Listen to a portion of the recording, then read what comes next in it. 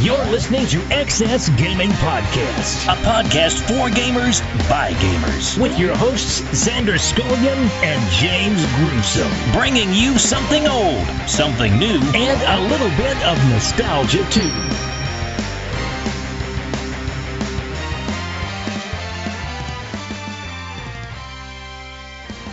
Hello everyone, and welcome back to another episode of XS Gaming Podcast. This is episode 76. We're recording this on November 22nd. I'm one of your hosts, Xander Scullion, and join with me, as always, my wonderful co-host, Mr. James Gruesome. What's up, James? Greetings, everybody. I hope you all are well. And with Thanksgiving approaching, I would just like to say I'm thankful it's not been that damn cold lately. But I think that is all about to change. It's supposed to be in the 20s tomorrow night, so I guess it's that time, that wintry holiday. Yeah, I don't know how it is over there in Fayetteville, man, but yeah, I woke up and it's cold and rainy over here. It's nasty. Yeah, it's about the same. Lately, it's kind of been like a struggle, because there was some days I'd even bring a pair of shorts to work in case I needed to, like, change out, because it'd be cold in the morning, and then it'd warm up in the afternoon, and I'm just get extra cold in the morning, and then now I think it's just, it's all downhill from here. Probably be snowing in a couple weeks. Oh, geez.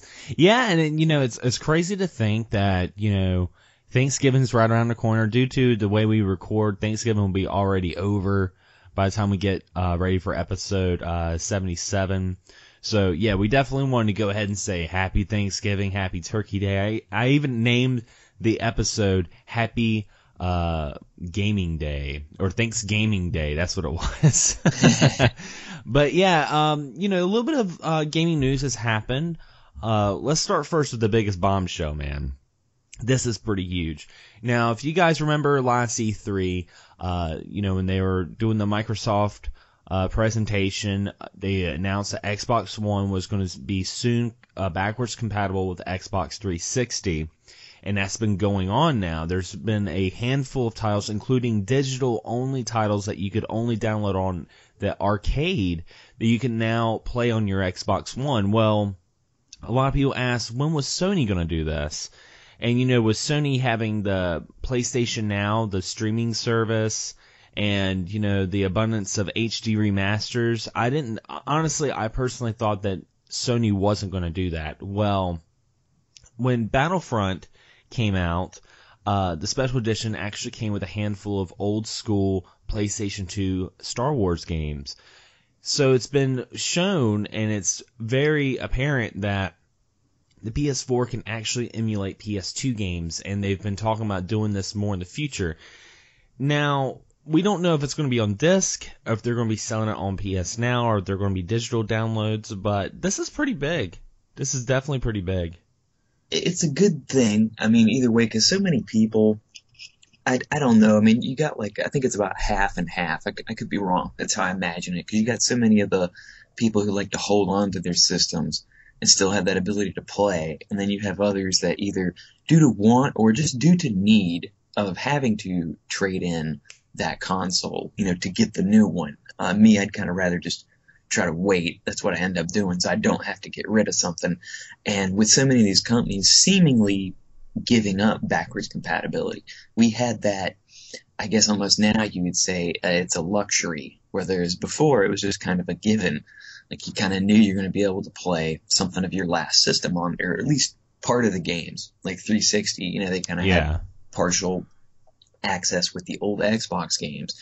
And, to be able to have that, the 360, now theirs is kind of working out overall where you're going to be able to play discs, right? Do you know? I only know one person, and my brother has an Xbox One, but he bought it for himself for Christmas, so he hasn't opened it yet to play it, so I haven't been able to, ask him any, ups and downs of how the system is. Yeah, the way it works is, you put the disc inside the Xbox One, and it takes, the information from the disc and uploads it to the hard drive of the Xbox One. And you still have to put the disc in to play it, but it's like they use the information almost like the disc is used almost like an ISO. If you guys are listening that, burn a lot of Dreamcast games, you guys know what ISOs are. They're pretty much the disc image, the information. So that's pretty much what they're doing. And, it's just to me it's very interesting because, like you were saying, you know, some people, they don't have PS2s anymore. Some people have PS2s like you and I, but at the same time, it's like I'm very limited with my space, so I like backwards playability on consoles, because then I can be like, oh, well, you know, I can unhook my PS2 and that will leave another spot for when I get an Xbox One, or if I was to get, you know, a TurboGrafx or some other sort of console, I could hook up and save some room and also preserve my PS2. That's definitely something to look into. I'm just hoping that, you know, with Xbox doing this the way they're doing it, I hope that Sony does follow suit with the same plans, because like I said, I'd feel kind of down if they were like, you know, we got PS2 games that can be emulated, but we're only going to be selling them on PS Now, because I mean that's still something out there. You know, they're still trying to push this PS Now streaming, and will it be successful? I think so, because there's a lot of people that, you know, are casuals in the sense that they just want to play the game. That's all they care about. They don't care about collecting or anything like that. They just want to pop in a game. They're like, you know what? I can pay a monthly fee. I can, you know, rent this game onto my PS4. It's not going to take up any room or anything like that. I don't have to go through eBay or yard sales or anything. So I could see where that would be attractive to some people, but honestly, it would be nice if it was like a little bit of both. You know, you could put the disc in, you know? It's kind of looking to see where, because before I'd heard with the Xbox One, you know, certain games would never play due to copyrights and things like that. So I didn't really know like how that was going, if that was still going to be in effect. With the Sony, it does kind of just sound like these are going to be games that are on the store. I mean, hell, I was just kind of thinking they were on there. I mean, I guess there's some, hell, I don't know. Are there PS2 games on the PS3 store? I don't even know, because I don't buy much on there because I don't have any room. So I was just already thinking like PS2, they probably already got those on the store. And when I first heard that, I was like, oh, they're going to play the discs. But now it's just like, oh no, they can just do them on the system. So it's probably just going to be the games in the stores again. And I mean, the PlayStation Now, they get that service up and running. I mean, really good. I think that could be great. I like the idea of that, of how it would seem, like a Netflix service. And I mean, that does kind of cut down on, like if I had like a little rental fee I could pay per month and play these games, some games, I might not buy as much, but it's still hard to pass up. When I see like a cool looking, $4 or $5 PS2 game, I'm still going to buy those up. And the room, like you said, whether either it's lack of room or like me, a lot of my systems sit on the shelf and I got to dig out the wires when I want to play a game, and I just have a big mess of tangled and crap all over the floor. So streamlining it would be nice too, but it's just still so open, now. It really just is. To see how it's going to end up. The most I can do is I'm going to hope for the best and try not to look at it like too negatively. And at the end of the day, maybe there'll be some games that people get to play that they haven't played in a long time. And, whatever gets the games to the people and they're happy, that'll be good. Yeah, I mean, it could also help introduce older games, and maybe they can, flourish into new sequels. A great example would be like the Dark Cloud series. I mean, we haven't had Dark Cloud in years, since Dark Cloud 2 on the PS2, and a lot of, hardcore Dark Cloud fans have been wanting Dark Cloud 3. They're like, man, I'd really love Level 5 to do that. So it'd be kind of interesting, if they make Dark Cloud 1 and 2 as a download on PS4, if Level 5 sees a lot of downloads and they see the resurgence of fanfare, then they could make a Dark Cloud 3. I mean, that's something that you can look into as well. So I mean, yeah, it's definitely open. Like I said, another thing too, like we mentioned as far as them, seeing fan interest. I look at it a way too, is hopefully, some of these games, if it is a game you really like, and that's a way too of supporting the people that make them. It's like maybe you could go spend, a couple bucks and buy like a used copy, or maybe you could spend a couple bucks and you can save some space, have the download, and get the money back to the guys that made it in the first place, and in turn, like you said, push out, and then maybe you could get a sequel. Now here's a good question, because this is something else I thought about with it.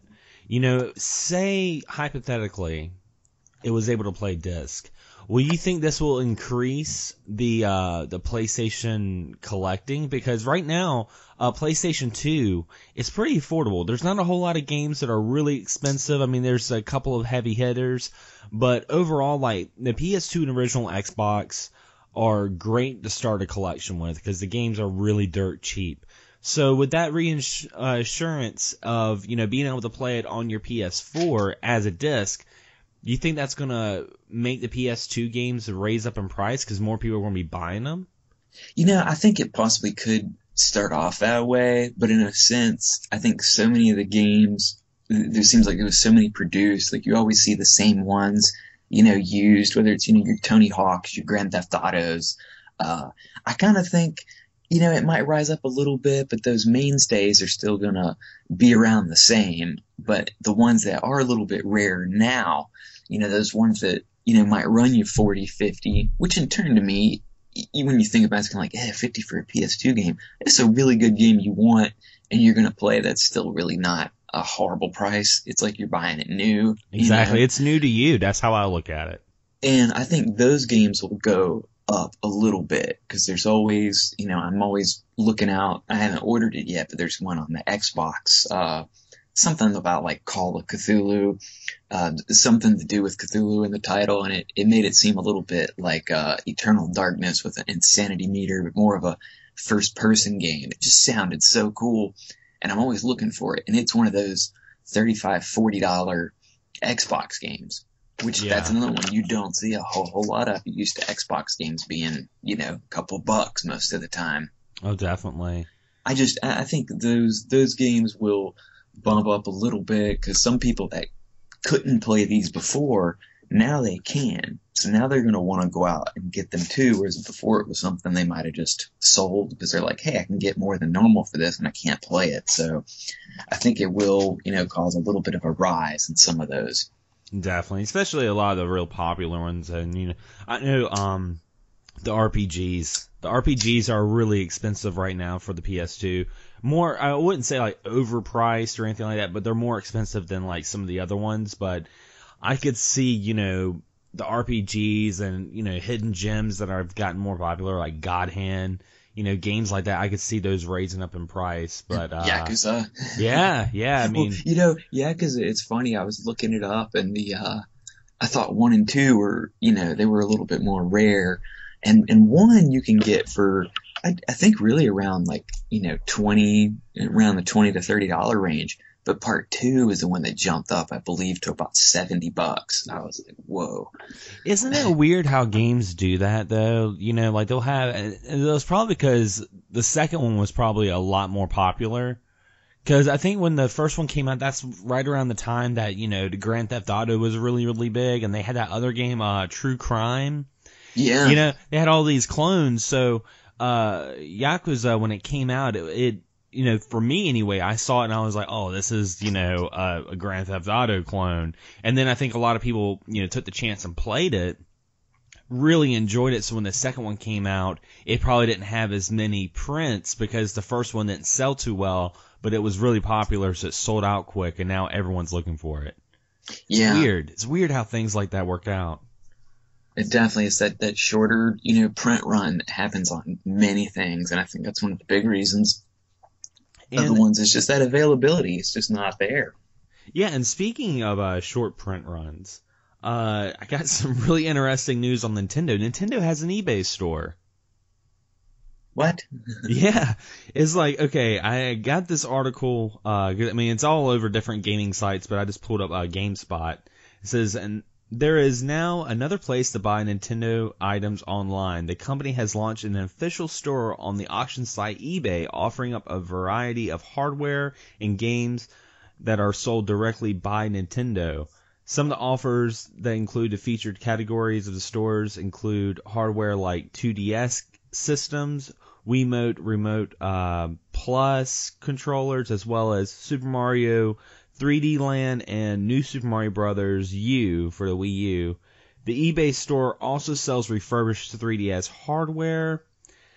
And let's see. It's like we've contacted Nintendo in an attempt to get more details about the new Nintendo eBay store and what their fans can expect from going forward. Had Nintendo's eBay store here to see everything has to offer. The store hasn't gotten a lot of attention, as it's only 2 feedback ratings in positive right now. So it's a very young store, and a lot of people aren't really paying too much attention to it. Because it's just stuff, I was kind of imagining for a moment, like, a warehouse of old, like, 4-scores and NES satellites and oh my god, Max pads and stuff. That's what my first thought was like, oh, that'd be kind of cool. And now it's like, oh, it's just stuff you can buy in the store. Yeah, it's really interesting that Nintendo has got an eBay. People are going to be writing like feedback like, Nintendo didn't send me my package. I hope their packaging's really good. Maybe they'll end up having some deals, or if they went into having like specialty items, things like that. Maybe like a signed Super Mario Brothers or something. Maybe they can do a little something more special with it than just having items I can go down the street and just get right now. Yeah, it'd be kind of cool, if you get like, repair parts from like the actual like Nintendo warehouse, as opposed to getting like some third party. Like, say you need a new joystick for your N64. They have like official N64 joysticks. They'll probably charge like 3 times what the normal Joe would charge for them. That's the only thing. See, when they go into special items, that's another thing. Like, I think it'd be really cool. How I mentioned some of those older products, but if they put out, it goes back to when I said, they should just do their own, clone system in a sense, but with, make a dual NES, Super NES. It'd be kind of cool if they made their, classic controllers with maybe like a special design that you could buy only from, whether it was an eBay store or just they sold it on their own. People could get new 64 controllers from Nintendo with like a new like hyped up design, or maybe like a different, like paint job or something. Yeah, paint jobs, different colored buttons. I used to love those little sets, how you could switch out the button colors with the old NES pads. Just little things like that would be cool, like specialty items that you really can't get anywhere else, but it probably won't go that way. Probably not. I don't really see it going too far, but we'll see. But speaking of Nintendo as well, I do want to say a big happy birthday to my friend Amanda. Yesterday was her birthday, and she shares the same birthday as the Super Nintendo. Actually, they're both the same age. They both turned 25 yesterday. Super Nintendo was released on the 21st of November back in 1990. Holy crap. Super Nintendo's 20 years old now. Man, I'm trying to think. 25, I should say. 25, not 20. It come out around that perfect time, November, just in time for Christmas. Yeah, now what was one of your probably like earliest like introductions to the Super Nintendo? That, I really kind of remember getting one fairly early. Some I have more distinct memories, but like usually my friend down the street, his dad was a doctor and his parents were divorced, so he got good Christmas presents, and it was cool because I benefited from it too, because I go down there and play them. So he always had the Nintendo and everything. He had a Turbo Express. Wow. He always had a couple things before me. Now he had a TurboGrafx 16, and I remember us playing that. That was really cool. And then the Super Nintendo came in, and I'm pretty sure he got his first. We might have both got him at Christmas, but I do remember getting that and the TurboGrafx kind of getting brushed to the side, when the Super NES hit, and just that Mario on Christmas morning, because I know I got one on Christmas, whether it was the year it came out or the next year.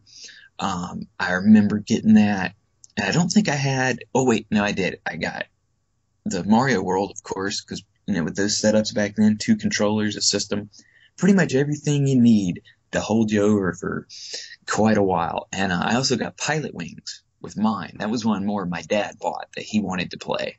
Oh yeah. He'd always get something like he'd buy himself a NES game. I don't know what we had, Captain Skyhawk, or I don't think it was that one. It was something else. He'd buy weird random flying games for himself once in a while, and I just ended up playing them. But I remember that Pilot Wings, which was really fun, and Super Mario World, just You know, I mean, they go out and give you one of the best games you're going to be able to get, you know, on the system's lifespan right there at the start. And I mean, there's just really nothing better than a great Mario game on Christmas Day. Yeah, I mean, man, I remember when I got my Super Nintendo and I got Super Mario World. That was the only Super Nintendo game I had for the longest time, was Super Mario World. But other than like renting games from Blockbusters or borrowing games from friends, I mean, I was okay with it though, because it was such a good game. I just never got bored of it. It had so much replay value, and you know, it had the right amount of difficulty as a kid that it was, you know, it wasn't like stupid hard, but at the same time it was really rewarding when you did certain things. It feels stupid hard playing it now though. Do you remember the first game you rented? Because I'm pretty positive mine was actually Ultraman. I think the first game I rented was actually Super Mario Brothers 2 on the NES. That was the first game I rented. Well, I mean, for the Super Nintendo. Oh man, I want to say Street Fighter 2.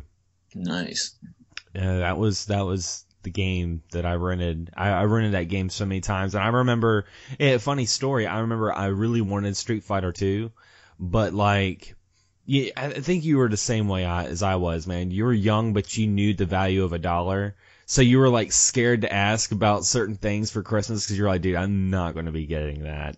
I had like, remember when I got mine, I don't know if it came out around birthday. There was a couple games I knew I really wanted. I didn't mind asking for because my parents were divorced also.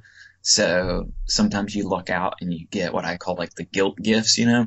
And so it was a little easier in my case sometimes when I asked for that because I knew, and sometimes it'd be around birthday. And see, I'd hit Dad up for those games because they did cost like legit like $70. Yeah. And I didn't ask Mom. That was the key there, you know. I knew the value, but I was smart too. I knew where to ask. Yeah, I was the same way, but I remember I was like, man, I really want Street Fighter 2. This is so much fun. And you know, I remember I wanted it so bad, but I was just like, I don't think they're going to buy it for me. So instead I asked for the Tiger handheld for Street Fighter. See, that's just, you know, that's just a thing with, I don't know what you go with like kids or something though. It's just, you got something you really want, but it's like you kind of know things, so you don't ask for that extreme one. Where I feel you got so many kids that just, you know, ask, and it's like, it's part of the thing too. You don't want to be let down by asking and not getting it. Exactly. You don't want to feel like you're pushing to go out of the way and make them feel bad if they can't get it. You know, so they don't even ask. And you go for the Tiger handheld. Yeah. Did you get it? I actually got Street Fighter 2 on the Super Nintendo. So it was like a weird reverse psychology, and my grandpa ended up getting it for me. I was like, yeah, I really want this Tiger handheld. He was like, yeah. I mean, he was kind of like, even then he was just kind of like, I'm pretty sure you'd rather have it on the Super Nintendo. So I ended up getting that, and it was the original Street Fighter 2. I remember I got Street Fighter 2 and Mortal Kombat for Super Nintendo. Mortal Kombat was more for like my sister, but I played it more than she did. But I kid you not, we got those the day, like Christmas Eve, and the day we got those games, I found out about Street Fighter 2 Turbo and Mortal Kombat 2 was just about to come out. I'm like,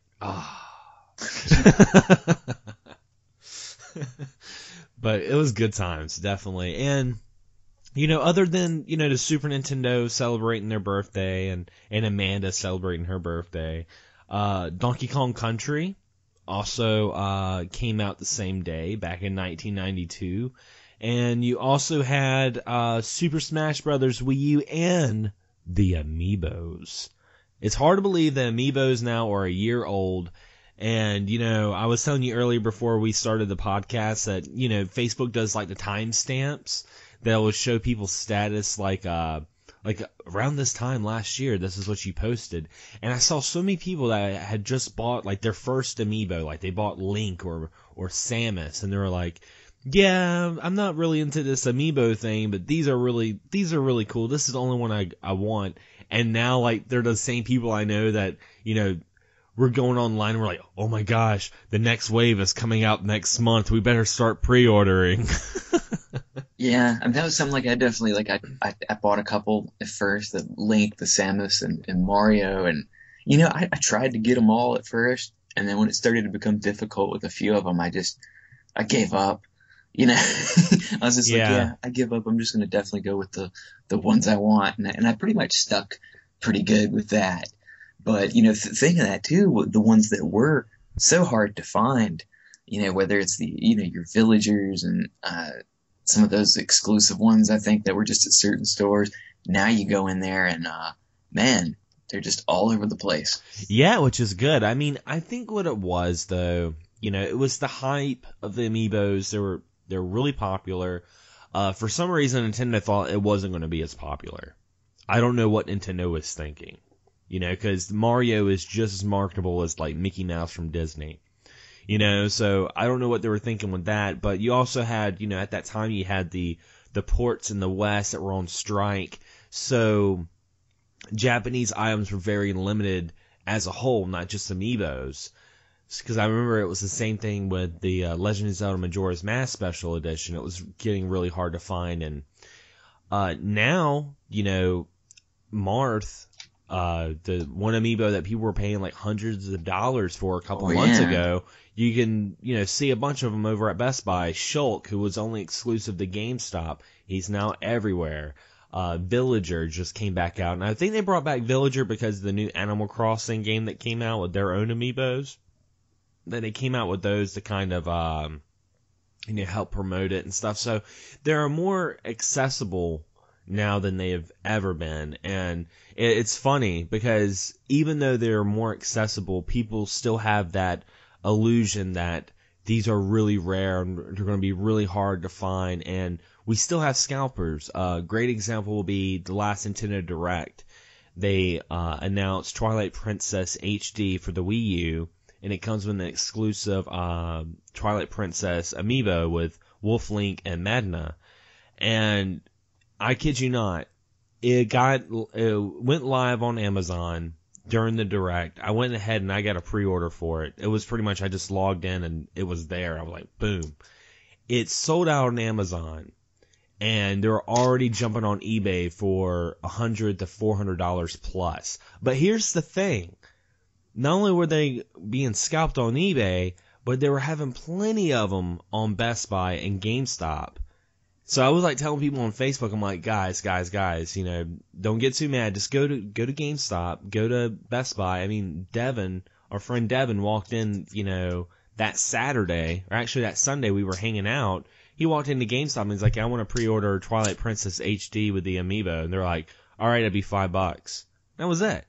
How much is that set going for? About 70 or? Yeah, it's about 70.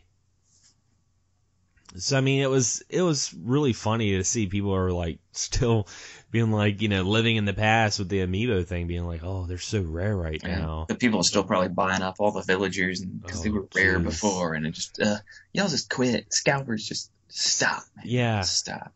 Now that how do you feel with the Twilight Princess coming out, and then it's still so open with the new Zelda? It's like we still have no word on that. Yeah, I mean, I was kind of like, I was very mixed about it because I mean, you know how I am with HD remasters. And this anyway. game has been on 2 systems. Yeah, it's been on the GameCube and the Wii, so essentially you could already play Twilight Princess on the Wii U because the Wii is backwards compatible. So I mean, it was just kind of like, this is kind of weird, and I don't know. I mean, definitely the amiibo and the fact that I'm a huge Zelda fan was what got me to get it. But if it was like some other average game, I would have been like, what the fuck ever. But yeah, it's just weird that out of all Zelda games, they picked Twilight Princess. The only thing I could think of is if, by some chance the new Zelda that's supposed to be coming out 2016 is somehow tied to that era of Hyrule universe. Because I know like some of the like Hyrule historians, they talk about how Majora's Mask and Twilight Princess is connected through different timelines. So maybe this new Zelda is tied in with it, and they had to find something to release because, the Zelda's coming out and it's the 30th anniversary. They had to come out with something. I wish it was the actual new Zelda, but yeah, at least a little bit more news. But it's still pretty cool. There's probably a lot of people that missed out on that. The fact that, you can probably go buy it for $10 or so. And I think I saw it the other day. A lot of Zeldas will, hold up higher in the value, but that's one I believe I saw the Wii version for fairly cheap. I imagine the GameCube one's a little bit more pricey. Yeah, the GameCube one is a little bit more expensive, and I will say this, this would be fun for people that don't want to use the Wiimote and the motion controls. Because this... Oh, is that one a strictly... Yeah, because the one on the Wii, you could only use the motion controls. You couldn't use, like, the GameCube controller or anything like that. So that's another reason why the GameCube version is so much higher in value, because people were like, I just want to sit down and play it with a controller. And now it was also, like, one of the last GameCube games. So, I mean, that gives people a little bit more of an initiative to be like, all right, well, maybe I'll get this version of Twilight Princess, because I never finished it. It wasn't really my cup of tea. I didn't hate it, but it wasn't my favorite Zelda, so I'm looking forward to kind of replaying it again. Yeah, that was a big difference. I always look at a lot of games with the Wii, and I mean, so many great ones that it had and ones that did work good with the Wiimote and Nunchuck. A game like that to me is just always, man, I just want to play it with the controller. I like how they have so many options nowadays. I think they've done great with so many games that you can use on the Wii U. You can use the Wiimote Nunchuck. You can use the GameCube. You can use the Pro Pad. You can use anything. The gamepad. The whatever. They really kind of opened it up with that. Whereas, back then on a lot of the Wii games, they didn't have quite as much choice. Once in a while you could use a controller, but for the most part you were stuck with the Wiimote and the Chuck, and that just didn't jive well with a lot of people, I think. Yeah, I think that's because it was so new and they were really trying to, like, push it. They were really trying to be like, this is, new, innovative gaming right here. And, a lot of people were just like, I don't really want to do that. So, by the time the Wii U came out, they were like, all right, well, we'll just make it an option. Yeah, and sometimes, I admit, I like the Chuck and Wiimote sometimes because sometimes it feels like a controller, but your hands aren't as close together. You can just kind of have them stuck wherever you want. And, like I said, sometimes it works out good, and sometimes you just, we've all played Zelda so long. Sometimes it almost works better, I think, with, like, new IPs than ones you're used to, because those ones you're used to, it's like, man, we've been playing Zelda on a controller for years, and now you're throwing this weirdness at us. It was cool. It was cool when like the first 10 minutes, being able to swing your arm and with the sword and stuff like that was really, really cool, but it got tiring really quick. I mean, but that was another thing. I used to always talk to people about the Wii, and they'd be like, man, I just don't like the controller, and I'm like, well, you don't have to get up and do jumping jacks. You don't have to. I mean, I'm probably one of the most laziest person when it comes to playing Wii Sports. I'm sitting there on the couch just waving my arm back and forth playing tennis. Oh yeah, I'm bowling in a chair. I'm not getting up and getting into it. I'm just like, all right, I just got to swing my arm around. Okay. One arm swinging, the other one's drinking. But we can make it lazy if we try, Exactly. We'll find a way around it. I mean, that was one good thing with Punch-Out, though, was that ability. It was cool. You had the thing if you wanted to throw the punches, or you could just bust out the controller. That one had, good options on that. I like to have the choice. I think they kind of learned that as time went on, to give people that option, and that way we're not going to bitch as much about it. Exactly. The more options, the better. I mean, PS4 backwards capability with PS2, that's awesome. Xbox One playing 360, that's awesome. I mean, if you look at it now, theoretically, all the current gen consoles are all now backwards compatible in some shape or form. So it's great. I mean, you can't really complain about having more choices, Ding! But yeah, what we're going to do, guys, we're going to take a short break to celebrate the 25th anniversary of the Super Nintendo. I'm going to play some Mega Man 7, the introduction stage, just because that bass line's so fucking awesome. When we come back, we're going to be talking about some of the games that we are very thankful to have in our collection, maybe some collection stories and arcade memories. So sit back, relax, guys, and we'll be right back.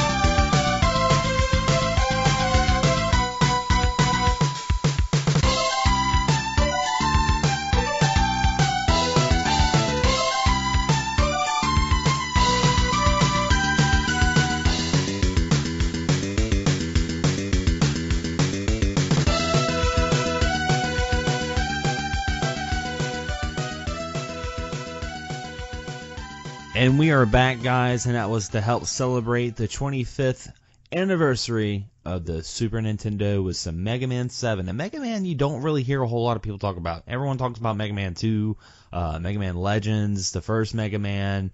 You don't hear a whole lot of people talk about Mega Man 7.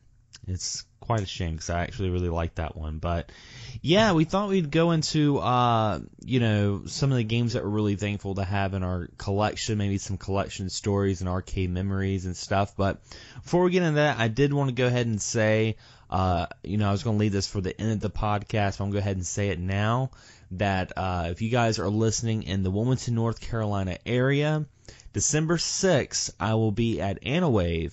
It's an anime convention downtown Wilmington, and I'll actually be having a panel there about how to start your own YouTube or podcast. And it's really interesting, James. You and I think about it, how long we've been doing this podcast now. We started out on our cell phones on Blog Talk, and we only had a 30-minute segment, and we couldn't curse. It was we couldn't say fuck. But now, we can sit there and we can, actually do a longer show, and it just shows the progression. Joining in with the holiday, I'm really thankful for that. It's really awesome, man. Definitely. It's been a really fun time. Me and you become better friends from just knowing each other and talking at shows and stuff, and just people that we've met, all over the world. There's different kinds of people, different personalities, that everybody's been really awesome. And just, the people in general to meet and interact and become really good friends with is something that's been really amazing about doing this. Yeah, definitely. I mean, I remember, this started out as just a little thing that I was curious about. I'm like, man, it'd be kind of cool to try a podcast. And that was back in like 2012. And here we are, 2015 going on. 2016 is right around the corner, and here we are now. And the convention, the Anawave, it's a smaller convention. It's not a really big convention. There's going to be quite a bit of people there, by all means, at the convention center, but it's not like a Comic-Con or PAX or anything like that, But I'm not expecting a whole lot of people at the panel, But to be honest, even if I only had like 3 people show up at this panel, if, one out of those 3 people decided, I've always wanted to do a podcast, or I've always wanted to start a YouTube channel, and they walk out of the panel and they start a channel and they get to have the experiences that we had, it's all worth it, because this has been so much fun. It's definitely a good thing. I think, anybody that wants to do that, and there's no reason you shouldn't. And, I know you got a lot of knowledge and able to help people out with things. Like me, I don't know what the hell's going on. I just call in on Skype and go from there. So I'm thankful for you for doing all the technical stuff of this, for sure. And it's shown, because other than the podcast and YouTube channel, I'm doing the audio engineer work for the Lords of Thunder podcast, the podcast with Alpha Omega Sin and Happy Console Gamer. 2 YouTubers that I was watching way before I even thought about starting a channel. And, it's really weird how things go full circle. So definitely, guys, if you're not doing anything, December 6th, you're in the Wilmington, North Carolina area, or, you're close to us, definitely come out. It's actually a pretty affordable convention as well. I think it's like $10 for tickets in advance and $15 at the door. That's pretty affordable. Yeah, it's not bad at all, just to go in. Anybody wants to walk around or see any of the panels like the one you're doing, maybe find some cool stuff to buy. Just something good to do on a weekend that, it's about the cost of a movie ticket.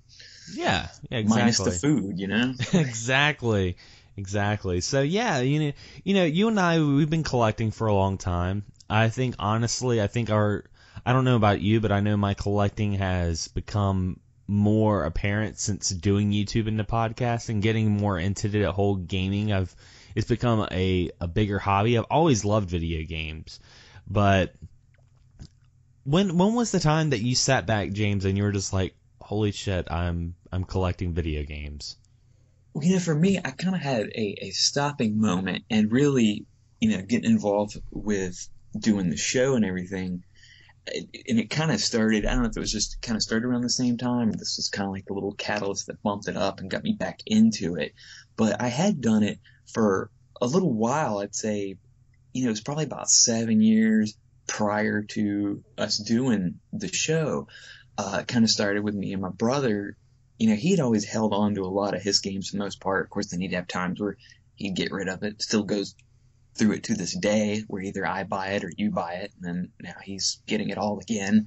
So he's definitely had a continuous process. Mine, I was really glad when we kind of started, and I don't know, he probably started doing it a little bit first. And I remember at some point he gave me a Genesis, and that was the one that kind of I really started, that got me on that. And the Genesis for me was really cool because I never had one as a kid, and we were able to get so many for so cheap. I've talked so many times about that tub at Cash Converters that had the Genesis games for 50 cents or $1. And if they had a case, I think I bought Castlevania Bloodlines with the case and everything for like $4. Just, ridiculous deal. So we were just able to get so many, ones we wouldn't normally buy, like Barney, hide and seek. And that period was the starter. I found a Super Nintendo, $25. It's like, 25. I was like, cool. It's been a little while. I'd always tried to hold on to my systems, but something would come up at a point where they just ended up going away. So I don't really have any originals aside from my 64, and then the ones past that, but none of my older ones are, my original ones. But being able to find those games around that time, before it kind of, more people were collecting. I mean, I think it's great if people want to collect and play the games, but it just was easier back then for sure. Games I debated spending $15 for. I just didn't realize, like, do I want to spend $15 on this? And then now, like Demon's Crest, that was one that was like $20, and I was like, $20. Do I really want to do that? And then now it's, I don't know, 60, 70. So many keep going on the rise, to where I'm glad in point two that I did start back then, because so many of my games I wouldn't have at this point. Yeah, definitely. I've definitely seen a huge increase of retro games in the past, like, I would even say the past 3 years, seeing some of the games rise in price. And yeah, it was something, I've always held on to my consoles. Some of the people, they see my collection, they're like, holy crap, And by far, I don't have like a huge, gigantic collection, but a big bulk of my collection was from not getting rid of anything, from holding on to it. I remember I almost got rid of my Nintendo. I almost got rid of it because I got a Super Nintendo, and I was just like, I don't want a Nintendo. I got a Super Nintendo now. And I remember my grandpa actually was like, hey, I'll take the Nintendo, and I still want to play it. He was like, and if you ever want it back, you can just ask for it, So it was like one of those things, like, he kind of saved me from getting rid of, my Nintendo, which I'm glad I didn't, because, I mean, it's the same Nintendo I have today, and it works great. And that was probably the only time I've actually, got rid of, my games, other than like trades. I used to trade a lot too when I was a kid. I was, that kid that I wanted that one game, and I'd go in there and like a Funko Land or Babbage's, and I'd have like 15 games I would trade in just to get that one. That was just because what I had to do at the time, because, we didn't have a whole lot of money. But other than that, I've always just held on to it, and it was a lot easier back then. I remember, no one wanted to play Nintendo. No one wanted a Super Nintendo back then, when the PlayStation and PlayStation 2 were out, and that was the best time to get them.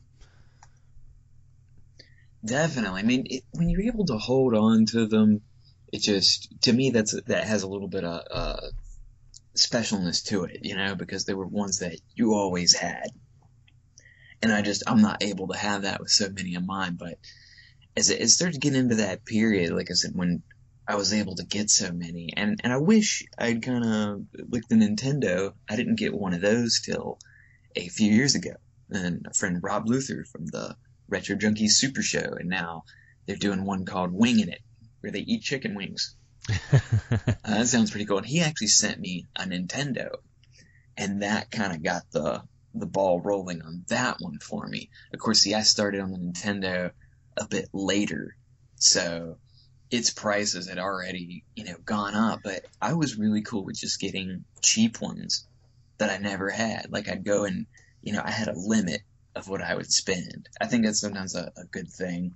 It is, yeah. Set a limit, and I tried to really not go over. I think I had like a $10 limit at first, and then I kind of bumped it up to 20. And anything other than 20 on like Nintendo games is just like, not gonna do that. But getting that, I'd gotten the Nintendo, and I got Skate or Die 2.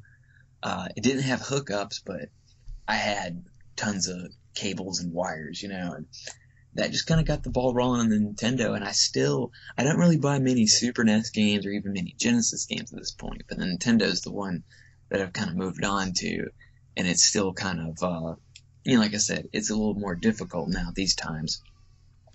Yeah, it's kind of funny, like the way my collecting's so sporadic. Like, actually, the last like actual retro game that I bought, I can't even remember like what I would consider retro, like Super Nintendo or Nintendo or Sega Genesis. It's been a long time. I mean, I don't really count the repro. I bought a reproduction of the Fireman on Super Nintendo.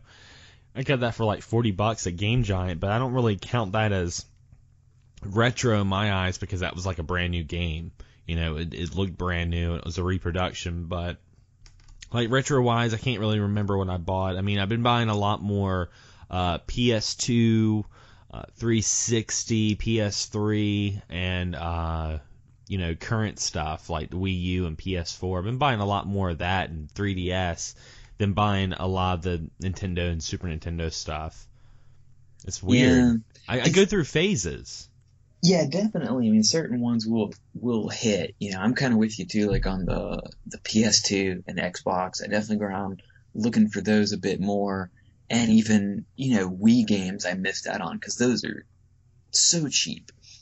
Yeah, those are the thing. And around here, like I'm not able to go to too many yard sales. And the time I do, I don't really find too many games. I know people still find really good stuff. I don't know if a lot of that time has passed. Flea markets, so many people, whether they know what they're talking about or not, will just put ridiculous prices on things because they just assume, whether it's Mario Duck Hunt for $10 because it's got Mario on it. It's very tough. I mean, once in a while, I found a little shop, and I mean, they're still worth, looking at because oftentimes like I'll find more cool controllers that are cheap than games. But there was a lady who she would just have some random games, and they'd be between like $5 and $10, and I'd go up and be like, Ed, would you do 5 for $20 or something? And she'd go ahead and do that, and I found some really cool titles from her. So you can still find the good randomness from someone that's just wanting to get rid of something. Exactly. And then you got those little specialty stores who sell nothing but games. And those are the ones, you're not really gonna, some are better than others. The one guy, he didn't want to cut me like a deal on like anything, hardly. He was just, I could tell he was getting irritated at me because I was trying to cut a deal. And I was irritated at him because he didn't want to do it. His stuff was too expensive. Yeah, when it comes to those retro stores, I know some people are like, oh, retail, blah, blah, blah. And for some cases it can be that way, but another way too is just establish a relationship with that store. Because I know like Game Giant, it's right up the road from me, and it's essentially the only actual like retail place in town, not counting like pawn shops, that you can buy retro games. And I've been shopping there for years, and I know the managers, and I do a lot of promotions for them, and so when I go in there, they do help me out, and I help them out. It's just kind of like looking out for the little guy, Yeah, and I understand too, like the Edward McKay. It's a store I've been shopping at for 30 years as a local in town, and they have some elsewhere around in North Carolina. But with them, they have their prices, and a lot of times I think their prices are pretty good, and they can't cut deals on things because they just have their set prices. But, they see me in there all the time, one guy I always talk to, who pretty much runs the game section. When he sees me, he's like, hey, he's like, come check these out. And I get to see a lot of the games before they go out on the shelf. Sometimes he's still in the process of pricing them. And I run in there and, you know, I get a heads up on them once before anybody else. And I get to see them. And sometimes that's good, because if there is a good deal on a game, I get to snag it before anybody else does. It's just like you said, getting there, getting to know the people. They see you in there. They know you spend a lot of money in there, you know, and they know. And a lot of people are willing to go that extra step as much as they can to give you a hand. Yeah, definitely. So before we go into some arcade memories, I want to ask you some memories of the arcade scene. What is a game in your collection that, you know, you might have a cool story for that you're really thankful to have in your collection, like a game? Yeah, I mean, one of the ones that I love having, and I know I've talked about it before, is my Ninja 5.0 on Game Boy Advance. And typically, and it's the one like I've held on to, like my brother's really into ninja stuff, and I typically, if I had any ninja game, I would give him one. You know, if I had it, I'd just give it to him. And this is the one that I held on to. And this is just the ridiculous, it's a GBA game that's like over $100 now. And it blows my mind. And it's one I paid, I think, like 10 many years ago. And I don't know, to me, it's just amazing how much, part in size, because the games are so small. And it's almost just funny to me that they cost that much. And then I will say another one that I really like having, and it kind of goes into my arcade memories, but I have a copy of Pac-Land on the Famicom. And that was one my brother had, and he gave to me because he knew, you know, I'm nuts about the Pac-Land game.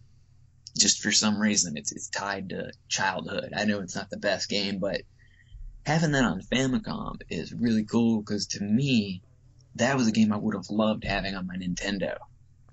Mm-hmm. And it just didn't exist. It's almost kind of like, why didn't we get this over here? Like the Pac-Man cartoon was pretty big. It was in the arcade. TurboGrafx got Pac-Land in America, and not the Nintendo. So it's kind of like the Pac-Land on Famicom gives me like a slight little missing period of my childhood that I can kind of relive, because this is what it would have been like if we'd actually gotten it on Nintendo. Yeah, definitely. I have a couple of different stories, but I have two that really stick in my mind. One is a game unfortunately I don't have anymore. I had to end up selling it just to financial reasons, but it was still a really cool story. And that's when I had Bonk's Adventure on the NES. You know, I was starting to really get into collecting. I, you know, had just started my YouTube channel, and I started posting a lot on Facebook about retro gaming. I mean, this is how you and I really were like, hey, we like retro games, you know, because I started posting a lot about retro stuff. And I remember I was posting a lot about it, and a friend of mine I went to high school with messaged me, and he was like, hey, you know, I have a bunch of, you know, NES, Super NES, Game Boy Advance games I'd like to sell if you want them. If not, I'm going to take them over to Game Giant or a pawn shop. And I'm like, yeah, bring them over here. So he brought them over, and I was going through the games, and man, I got so many great games. I got, like, you know, Star Tropics 1 and 2. I got, like, Super Mario RPG, Legend of Gaia, you know, just a lot of really good games. But Bonk's Adventure, I saw that, and I was like, oh, and it was like one of those things like, holy shit, you know, because back then, I mean, the game's gone, it's more in value now, but back then that was like a $70 to $80 game. I was like, holy shit, you know? So, you know, I ended up working it out, and of course I didn't pay that much. I ended up paying like $5, but because I bought like a huge bundle, I threw that game in the bundle. I'm like, yeah, I'm going to buy, you know, these 20 games from you for like $40, you know? He's like, all right. He would have got probably that much anyway if he would have took it to a pawn shop, if they would have taken it. So I didn't feel too bad, and he needed the money. So, yeah, I got that, and unfortunately I did have to sell it. I ended up selling it to Game Giant. But, you know, later on, and this was recently, my sister was cleaning out our garage, and they had found an Atari 2600 game in the garage and my mom's stuff because, my grandfather had passed away in 2013. And, they found some of his old 2600 games, and they found one of them, and it was actually Missile Command. And what meant so much to me to that Missile Command was that was my first video game I ever played. And here it was my grandfather's copy for his 2600, and I'm like, holy shit. So I have that as like a staple piece in my collection, like sitting by itself, because like that's where it all started.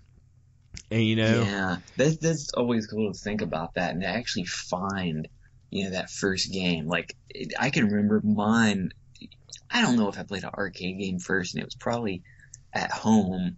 We had a Commodore, some type of Commodore computer, and we had Space Invaders and something like Moon Landing, and like those were the first two. And I don't even know if we had cartridges for those. It's just the memory is so faint because not too long after we got the Atari computer, and I don't really know what it did. I don't remember us having a printer. I don't remember anything except it played games on a disk drive, and it was that weird thing to me because I had all these games on floppy disks, and I realized later it was all bootleg, which was still cool, but I had a ton of great games, and now the Coleco flashback. I was able to find one of my favorite games as a child, the Gateway to Apshia, or Apshai. I'm not sure how you say it. But I remember I gave my brother, I think I gave you one of those Coleco flashbacks too. Yeah, you did. I found something for so cheap. And just to be able to go back and play that game, and the fact that it was still good. And I knew what I was doing now. It was like, oh man, I can get past, the first couple screens. Like I probably played that game hundreds of times and just got to like the second screen. And usually it's the opposite. It's the opposite with the games that you played as a kid. You played a game as a kid and you were like really badass, and you play it now and you're like, are my reflexes gotten that shady? No, it's just odd. And I wondered how it would work because the Coleco has that weird keypad controller, and I'd always played with a joystick, but it just worked out, and it was really cool to get to go back and have that memory, and it wasn't a bad one, like, oh, this game's crap, or it's like, no, this is for the time, this was a damn advanced game. You get like armor. It's kind of like an action RPG of the early 80s. It was really amazing. Nice. Now, speaking of the early 80s, for you anyway, James, because you're a little older than me, we're going to talk a little bit about the arcade memories and stuff like that. What's an early arcade game, or maybe the first arcade game that you remember playing? Man, going back to and I would just assume the first one would have had to have been something maybe like a Pac-Man or a Q*bert. It was around in those times. I wouldn't imagine me playing like a Galaga or something, just because I've never been the hugest fan of like the shoot 'em ups, Yeah. Or it could have even been like a Space Invaders. It was definitely one of those classic ones. But Space Invaders I had at home. I don't know if I would have been like, oh, I want to play this in the arcade too. So Pac-Man was something I didn't have. And Q*bert was just always just fascinating to me. And I think a lot of it had to do with the characters. When you think about arcades, you can think about the games, but also the art on the side. Yeah. And those translated so well to the cartoons we had. Q*bert had a cartoon. Frogger had a cartoon. Pac-Man. And the thing with Pac-Man, it was challenging. It was fun. It's pretty simple for a kid. Adults could play it and get crazy scores. And it just always was odd because Pac-Man looked so weird on the side of the cabinet. Kind of had legs, odd looking, the game. It's just it's like a pizza pie. Yeah. And then on the cartoon, you had him where he just, looked like a dude with arms and legs, like the Pac-Land version. So he was just always kind of an odd mascot to me, but still so familiar throughout time. But those characters would just stand out to me, as a kid, because they kind of seemed like cartoons on the game. Q*bert was so animated with this little cussing bubble above his head, and also too like the Centipede and Millipede. Nothing to me, when people talk about that arcade experience, games with roller balls. Man, there's really nothing like that, and to me, I never had a controller at home. Nothing that would pinch my hand when I played. But those, classic games from the arcades that so many talk of, it's really cool I got to experience some of those. I was a lot younger, but still got to go in and play a bunch. Yeah, I think the first arcade game I ever played that I remember is Miss Pac-Man. My grandmother used to work at a laundromat, and I used to play it all the time whenever we'd go over there to visit her. Still to this day, like if I see a laundromat, if I'm ever inside of a laundromat, I feel like it has to have a Miss Pac-Man cabinet. That one was always a great one. I mean, I played Miss Pac-Man more than Pac-Man for sure, and a lot of people like that one better. And in laundromats, they do. I've never been in laundromats too many times, but to me, it just seems like they should have an arcade game in there at least.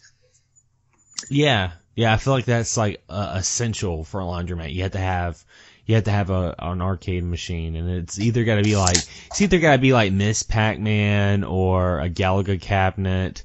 I feel like it's those two that's always in a laundromat, or maybe you're really lucky a Donkey Kong cabinet. Yeah, man. I don't even remember seeing like Donkey Kong in arcades like too many times. Yeah. I remember one once in a while. It was so hard though. I'm terrible with Donkey Kong. They pop up at so many weird places though, like laundromats. One of our local sub shops, Baldino's. I remember when I was about 13 or 14, they had a Trojan cabinet in there. Oh wow! The weirdest place I ever saw an arcade was actually at a Burger King. They had a Street Fighter 2 cabinet inside Burger King. Man, yeah. Burger. I remember Big Lots had one too.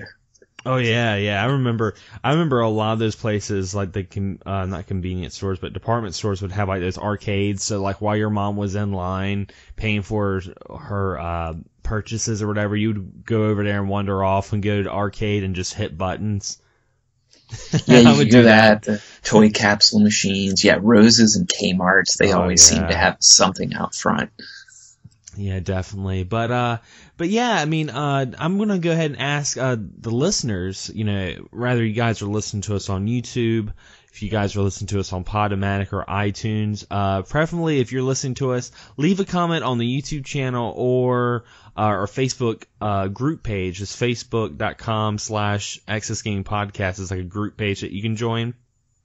And tell us what was one of your first arcade games you ever played? Share a memory with that. I mean, I'd love to hear, from some of the listeners being like, "Oh, I remember playing this back in the day." I mean, I love that kind of stuff. That would be awesome. And before we close the show, let's get into games we've been playing recently. So I want to start off with you, James. What have you been playing as of late?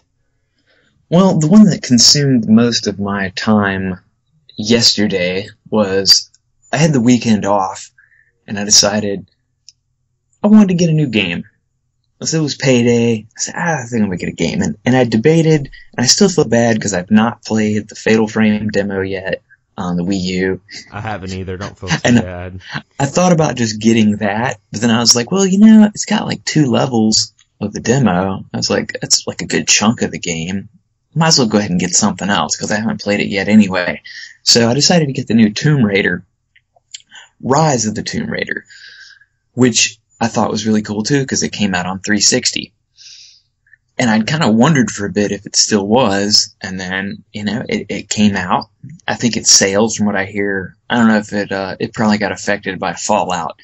Oh, yeah. So many people got that one. But I decided, I looked it up, and reviews from people that played it sounded good, as far as how it looked and everything. They said they didn't really change out on it. It looked like it should. It looked really good. And, cause sometimes, they'll give you, like, bare bones on the last gen nowadays, which, hey, I kind of understand. That's the way it's going. But I read good stuff, and I went and picked it up.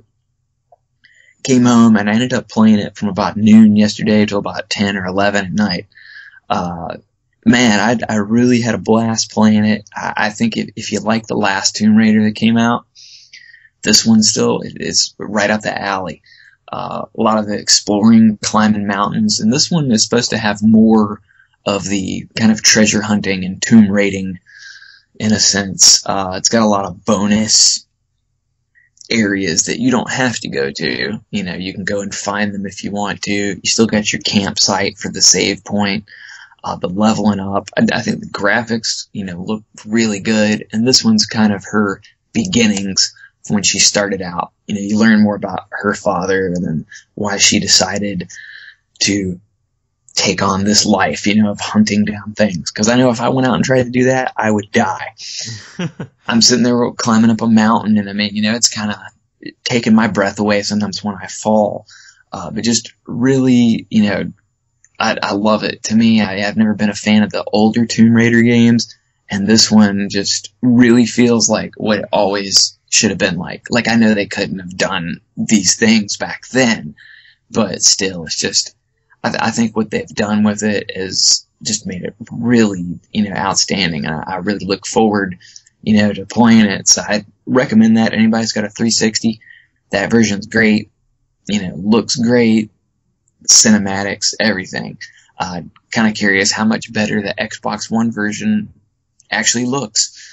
And hopefully they'll just keep going with this series. I don't mind. Like I said, I think it's awesome. I love the last one. I never quite finished it. I got to a certain point, but I'm probably going to go back after this. And the way I'm going on this one, I'm probably going to knock this one out, surprisingly. I started it off on easy mode just because that's how I go. Yeah, I've actually I watched Amanda play it last night. She was live streaming it, and she was playing on the Xbox One, so I've only seen footage of the Xbox One version. I haven't really seen the 360, but it was intense, man. The beginning of it, where you're on that mountain, I was like, holy shit. It was crazy. I just watching, and it was just such a fun, action-packed looking game. I was like, man, this looks really fun. I never got to play the last one that came out, the reboot, the predecessor to this one. I never had a chance to play it. So, man, it was really, and to me, I don't know if maybe it's kind of, you know, Uncharted was such a big series, and I don't know if it kind of feels like it took a little bit, you know, from that. Like, I was playing the second Uncharted, and it, to me, I like that exploring and finding the tombs. I really like that. And the Uncharted 2 seemed to have a bit more of that, and this one definitely seems to be rolling with that side, because you'll be doing that, exploring around a mountain, then you get like a shootout. You're just like, I don't feel like doing this right now. This one doesn't really seem to go overboard. Man, there was some intense shootouts in the last one. And I haven't run into too many of those lately. It seemed to be a bit more on the, you know, exploring the world and the land. You get the maps and see, you know, where all the caves are, and you can't get to some of them at this point. I just got a new weapon, so now I can go back and get into some of the caves I couldn't. The wild animals, and there's one scene with a bear. Yeah, that was just. I honestly, I had to look up online to see how to get past the bear. Because, like, I wasn't sure. It seemed like I was supposed to run, and I didn't know if I was supposed to fight it, and it killed me, like, 15 times. and I was almost doing the right thing. I just wasn't fast enough. So I boosted up the speed, but you'll be exploring, and you'll hear, like, a growling noise, and I thought it was the bear, or a different bear, and it was like a damn, I don't know, it was a tiger or something came out of a cave, and I was trying to kill it, and it pretty much murdered me and had me for dinner. But you gotta watch out for that. You know, there's caves, wolves. You'll be going in a cave and suddenly, like, your aiming reticule, it'll flash, like, red because you ran over something and the music will hit, and then, like, a whole pack of wolves will come running at you. And you either gotta, like, blast them or just run. Man, it's been a real blast. And, I mean, I recommend the other one for you. This one's a prequel, and it don't really matter what order you go in. The other one's probably a lot cheaper now, too. And, just really amazing. Like, if you ever like Tomb Raider at all, I think this one will definitely grab you. And if you didn't like Tomb Raider, it's still good. That's why it's just been a really amazing game. And that's about man, I've probably played some other ones. I'm trying to think, what was I playing? I was playing some Nintendo the other day. What did I play? Yeah, I don't know. I can't think. I'll just shoot it over to you. Tomb Raider's just consumed a whole bunch of my day, and then my mind's going blank on the others. So. Well, I've been I've been trying to play some more Yokai Watch for the 3DS. I've been really enjoying it. It's a really fun game, but unfortunately I discovered a bunch of arcade games on MAME, and then I got MAME working on the Ouya. So really? Yeah, so I've been playing arcade games on my TV now. So I've been playing, like Red Earth, which is a really fun, fighting game on Capcom, and it's got you can control these different beasts and mythological creatures and stuff like that. It was a lot of fun. I was playing the G.I. Joe arcade game. Let's see, I was playing Magician Lord, because not only did I get MAME working on my Ouya, but because I got MAME working the right way, now I got Neo Geo games as well. So I've been playing a ton of Neo Geo games, like Magician Lord, Metal Slug. One, I can't remember the name of it. It's the prehistoric. It's the prehistoric shooter. I can't remember the name of it, but you're a spaceship and you're shooting dinosaurs. It's like Prehistoric Isle, I believe it's called. Oh, yeah, the Neo Geo one? Yeah, I think that's it. I've been playing that, and Cadillac and Dinosaurs, been playing that as well. I mean, I've just been having such a blast, and that plus my ADD, it's just been madness. Every time I've been sitting down and trying to play a game, I'll play 5 minutes of Magician Lord, then I'll jump on Street Fighter 3, and then I'll jump on, Blazing Lasers, or, something like that. So, with that being said, I am planning on, depending on what I have to do today after this podcast and stuff like that, I was wanting to do some live streaming.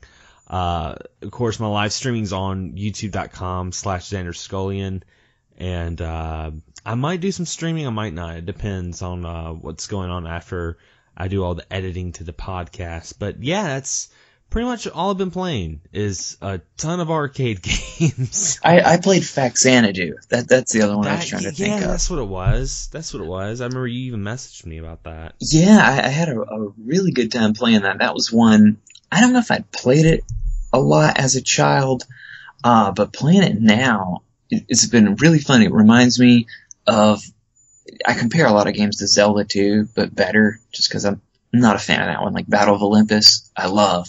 This one's got, that 2D side-scrolling, you go through areas, you gotta get certain, boots and armor, and you go into towns, and just, man, it's been really good, and it hasn't been too hard, as long as you do it right, do your levels, progressing through. It's just been a really awesome game, and that kind of got me wanting to play a Zelda, and I ended up playing, I wanted to play one of the newer ones I didn't play a lot of, and I popped in Wind Waker.